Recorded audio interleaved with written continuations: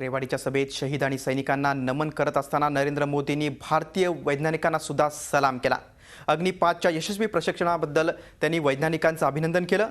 बऱ्याच दिवसानंतर भारताला गुड न्यूज मिळाली असून त्यामुळे आत्मविश्वास दुणावल्याची भावना मोदींनी व्यक्त केली। एक अच्छी खबर सुनने को मिली।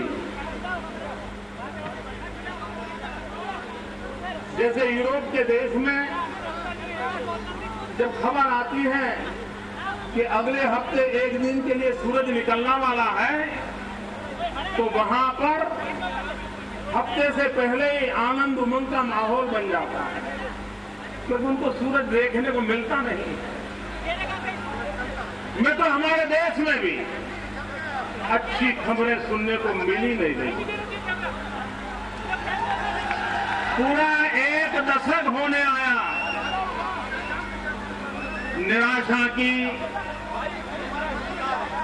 बुराइयों की, पराजय की ऐसी खबरें सुनते सुनते हमारे कान पक चुके हैं, हम निराश हो चुके हैं।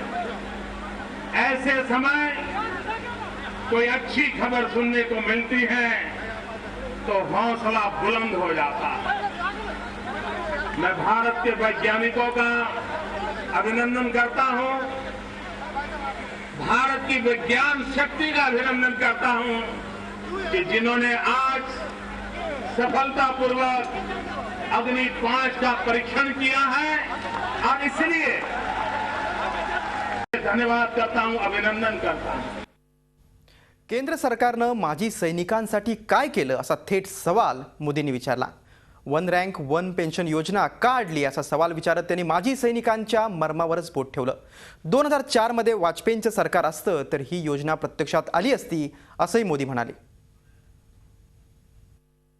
मैं आज सार्वजनिक रूप से देश के सेना के जवानों की तरफ से, देश की सेना के पूर्व जवानों की तरफ से भारत सरकार से मांग करता हूं कि वन रैंक वन पेंशन के संबंध में क्या स्थिति है उसका व्हाइट पेपर घोषित करें, श्वेत पत्र घोषित करें। और भाइयों बहनों, मैं कहता हूं, अगर 2004 में वाजपेयी जी की सरकार बन गई होती तो आज वन रैंक वन पेंशन वाली समस्या उलझती नहीं। मित्रों, मिल बैठ करके रास्ता निकाल दे। अटल जी का उदार मन रास्ता खोज लेता और हमारे पूर्व सैनिकों को, सेना में बैठे हमारे जवानों को एक सम्मान और गौरव के साथ जीने का अवसर देता। भाजपने नेहमी लोहपुरुष सरदार वल्लभभाई पटेल यांच्या विषयीचा मुद्दा उचललाय। मोदींनीही तोच राग आळवला। सरदार वल्लभभाई पटेल यांचे एक भव्य स्मारक तयार करू, त्यांचं नाव असेल स्टॅच्यू ऑफ युनिटी आणि ते अमेरिकेच्या स्टॅच्यू ऑफ लिबर्टी पेक्षाही मोठं असेल असं मोदींनी स्पष्ट केलं। इस देश को एक करने का काम सरदार वल्लभभाई ने किया था। सैकड़ों राजा रजवाड़ों को एक करके भारत का ये वर्तमान रूप हमें सरदार पटेल ने दिया था। लेकिन पिछले कई वर्षों से भारत की एकता करने वाले लौह पुरुष सरदार पटेल को भुला दिया गया है। सरदार वल्लभभाई पटेल किसान थे, ये न भूलें। सरदार पटेल किसान थे। आजादी के आंदोलन में किसानों को जोड़ने का काम सरदार पटेल ने किया था। सरदार पटेल लौह पुरुष थे और सरदार पटेल ने एकता के लिए बहुत बड़ा काम किया था। और इसलिए सरदार पटेल का जन्म जहां हुआ, उस गुजरात की धरती पर सरदार साहब का एक भव्य स्मारक बनाने की हमारी इच्छा है। सरदार साहब की एक भव्य प्रतिमा बनानी है। और प्रतिमा कैसी बताऊं? आज दुनिया की सबसे ऊंची प्रतिमा जो है वो अमेरिका में स्टैच्यू ऑफ लिबर्टी है। अमेरिका में स्टैच्यू ऑफ लिबर्टी ये दुनिया की सबसे ऊंची प्रतिमा है।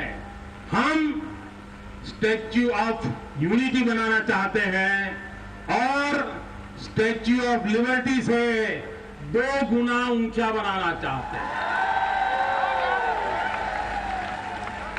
ये विश्व का सबसे ऊंची प्रतिमा बनाने का हमारा सपना है, लेकिन हम उसको सारे देश को जोड़ करके बनाना चाहते हैं। इसलिए हमारी इच्छा है कि सरदार पटेल लौह पुरुष ने एकता के लिए काम किया था और वो किसान थे, इसलिए हमें हर गांव से लोहे का टुकड़ा चाहिए। तर स्टॅच्यू ऑफ युनिटी उभारण्याचा निर्धार नरेंद्र मोदींनी केलाय। दुसरीकडे सैनिकी शक्ती आपण खेळातही वापरू शकतो। योग्य प्रशिक्षण मिळालं तर सैनिकी शक्ती आपल्याला ऑलिम्पिक पदक सुद्धा मिळवून देऊ शकते, असंही मोदी म्हणाले। सेना के जवान कैंटोनमेंट में होते हैं। अगर ये देश तय करे कि सेना के जवानों को स्पेशल ट्रेनिंग देके स्पोर्ट्स की, उनके कौशल्य को तैयार करके, क्या हम ओलंपिक में रंग नहीं ला सकते? ला सकते हैं मित्रों, लेकिन कोई सोचने वाला तो चाहिए। उनके पास समय नहीं है, या तो सोचने के लिए ईश्वर ने वैक्यूम रखा हुआ है और उसके कारण कोई नई सोच नहीं। झी 24 तास एक पाऊल पुढे।